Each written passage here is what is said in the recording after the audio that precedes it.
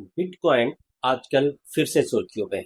Trump government crypto week celebrate करती है और इसके साथ ही कुछ इंस्टीट्यूशनल इन्वेस्टर्स और बहुत अमीर लोग इसमें हेविली इन्वेस्ट करने लगते हैं। इसके साथ बिटकॉइन का जो प्राइस है वो बहुत ही ऊपर शूट करके 1,23,000 डॉलर के करीब पहुंच जाता है। लेकिन कुछ लोग ऐसा भी मानते हैं कि ये एक बबल या स्कैम से ज्यादा कुछ भी नहीं। तो फिर सच क्या है? क्या हमारी गवर्नमेंट सोचती है इसके बारे में? हमें इसमें इन्वेस्ट करना चाहिए या नहीं? आइए हम इन सब का जवाब तलाशते हैं। इस वीडियो को पूरा देखने के बाद ही हमें ये पता चलेगा कि हमें इन्वेस्ट करना चाहिए या नहीं। नमस्ते दोस्तों, मैं नीरज विमान। दोस्तों, तो फिर ये बिटकॉइन है क्या? क्या ये करेंसी है जैसे कि अपना रुपया? तो चलो देखते हैं। एक करेंसी होने के लिए किसी भी मनी को ये जरूरी है कि लोग उसे एक्सेप्ट करें, स्वीकार करें। उसकी स्वीकार्यता कैसे पता चलती है? जैसे कि आप उससे फल सब्जी, कोई भी ग्रोसरी या इवन मोबाइल फोन भी खरीद सके। तो क्या ऐसा है? जवाब है नहीं, क्योंकि हमारी सरकार इसको लीगली अलाउ ही नहीं करती है। दूसरी बड़ी बात जो करेंसी के लिए होनी चाहिए वो है उसकी स्टेबिलिटी, यानी कि उसका जो प्राइस है वो हर पल बदलता नहीं रहना चाहिए। लेकिन अगर आप बिटकॉइन की बात करें, इसका प्राइस बहुत ज्यादा ऊपर नीचे होता रहता है। पता चला कि आप सब्जी या फ्रूट्स खरीदने गए, वहां पर जब तक खरीदा तब तक भाव बदल गया। तो क्या आप इसे करेंसी कह सकते हैं? नहीं। तो दोस्तों, फिर क्या है ये बिटकॉइन? हम कह सकते हैं कि बिटकॉइन एक स्टोर ऑफ वैल्यू है।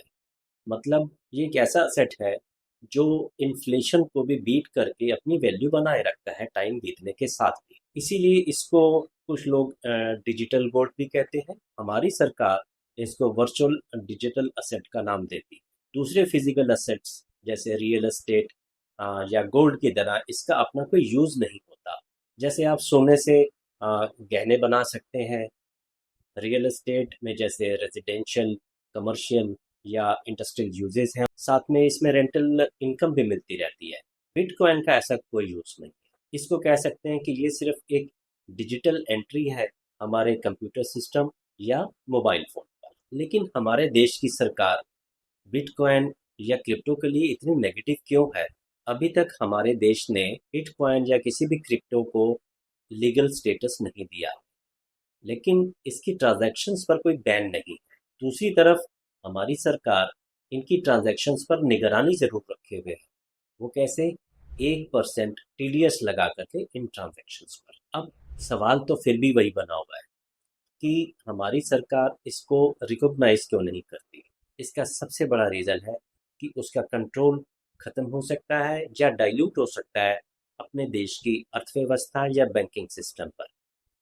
वो इस तरह, जैसे कि आप जानते हैं, आरबीआई अथोराइज्ड है हमारी भारत सरकार द्वारा कि वो मनी को या करेंसी नोट्स को प्रिंट कर सकता है और साथ में उसको सप्लाई में ला सकता है। लेकिन उसकी जिम्मेदारी भी है कि इस मनी सप्लाई को वो कंट्रोल में रखे। किसी भी कंट्री की मनी सप्लाई वहाँ के इन्फ्लेशन, इंटरेस्ट रेट्स और एक्सचेंज रेट को इम्पैक्ट कर सकती है या प्रभावित कर सकती है।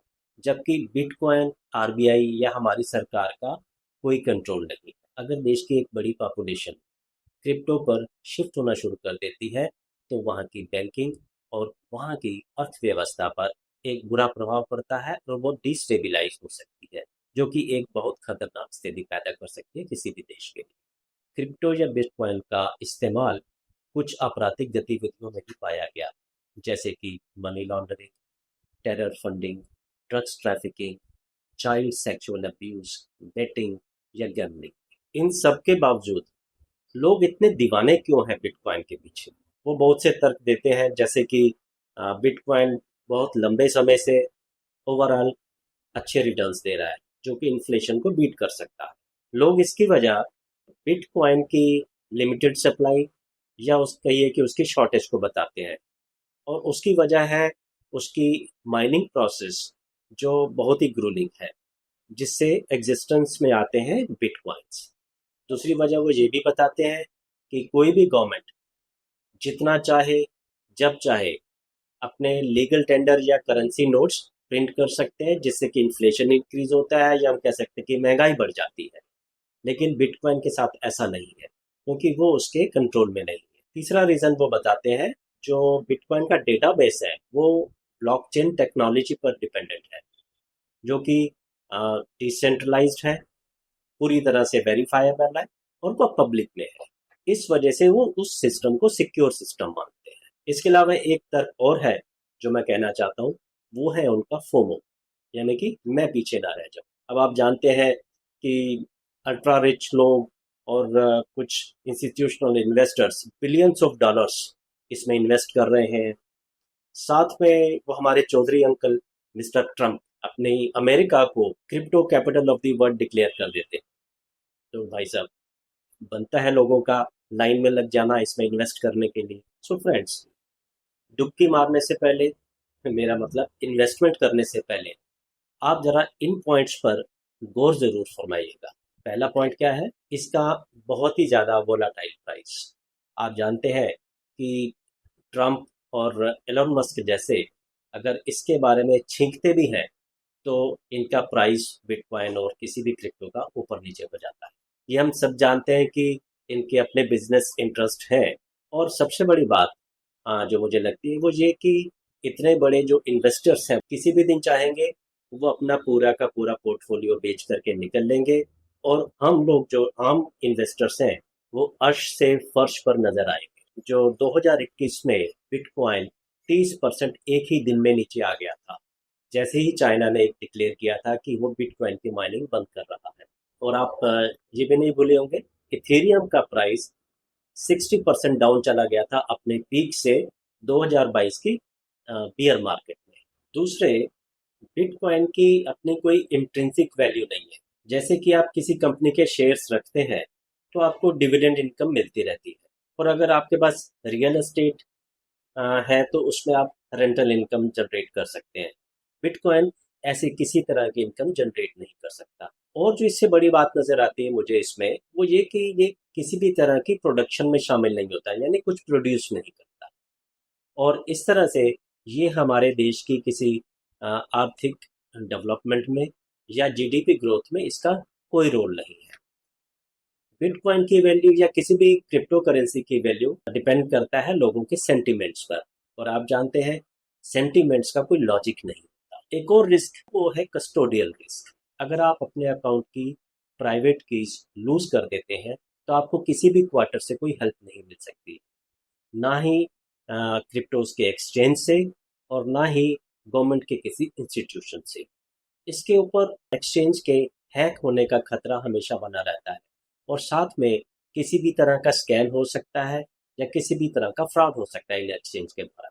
आप को याद होगा कि जो FTX का कोलैप्स हुआ था, रातों रात हमारे इन्वेस्टर्स के $8 बिलियन वो स्वाहा हो गए थे। अभी हाल ही में हमारे देश के एक्सचेंज कॉइन DCX के ऊपर भी एक साइबर अटैक हुआ, और उसमें लगभग $44 मिलियन का लॉस बताया गया है। हालांकि उसमें किसी इन्वेस्टर का लॉस नहीं है, वो एक्सचेंज का लॉस बताया। One more thing that is very important, there is no legal framework और consumer protection available to the investors. अब आप जानते हैं कि बिटकॉइन जैसे क्रिप्टोज को आए हुए लगभग 15 साल हो चुके हैं, लेकिन किसी भी तरह का पॉलिसी फ्रेमवर्क, रूल्स, रेगुलेशंस या लॉ अभी तक हमारे सामने नहीं आया। तो ये बहुत इंपॉर्टेंट चीज़ है हमारी प्रोटेक्शन की। आखिरी चीज़, क्रिप्टोस खासकर बिटकॉइन इन्वॉल्व रहा है इलिसिट एक्टिविटीज जैसी ट्रांजैक्शंस में, वो मैं आपको कंप्लीटली बता चुका हूँ। तो भैया, आप कहेंगे कि कहानी तो बहुत लंबी हो गई, हमें करना क्या चाहिए आगे? क्या हमें इन्वेस्ट करना चाहिए या नहीं करना चाहिए? मतलब की बात कीजिए। अब तक तो हमें क्लियर हो गया होगा कि ये जो रिच कंट्रीज हैं, बिग इन्वेस्टर्स हैं, उनके अपने इंटरेस्ट हैं, वो कुछ भी कर सकते हैं, वो कुछ भी कह सकते हैं। दूसरी तरफ हमारी अपनी सरकार है, जिसकी तरफ से अभी तक कोई पॉजिटिव सिग्नल्स बिटकॉइन या किसी भी क्रिप्टो करेंसी को लेकर नहीं सामने आ रहे, ना ही कोई क्लियर गाइडलाइंस है। एक और चीज कहना चाहूंगा, renowned investment adviser Warren Buffett, उनका एक बार कहना था कि अगर मुझे आप सारे के सारे बिटकॉइंस सिर्फ $25 में भी दोगे तो मैं नहीं खरीदूंगा, क्योंकि ये कुछ प्रोड्यूस नहीं करते, ये सिर्फ स्पेकुलेशन को ही बढ़ावा देते हैं। तो आप कुछ समझदार है, आगे आपको क्या करना चाहिए। सो आप कोई भी निर्णय लेंगे, कोई भी डिसीजन लेंगे, एटलीस्ट वो एक वेल अवेयर डिसीजन होगा। और जहां तक मेरी बात है तो मैं ये कहना चाहूंगा, मैं तो वॉरेन बफेट का स्टूडेंट हूँ। आप क्या सोचते हैं इसमें इन्वेस्टमेंट के बारे में, या आपकी कोई क्वेरीज हो इससे रिलेटेड, तो आप कमेंट बॉक्स में जरूर लिख दीजिएगा। Thank you.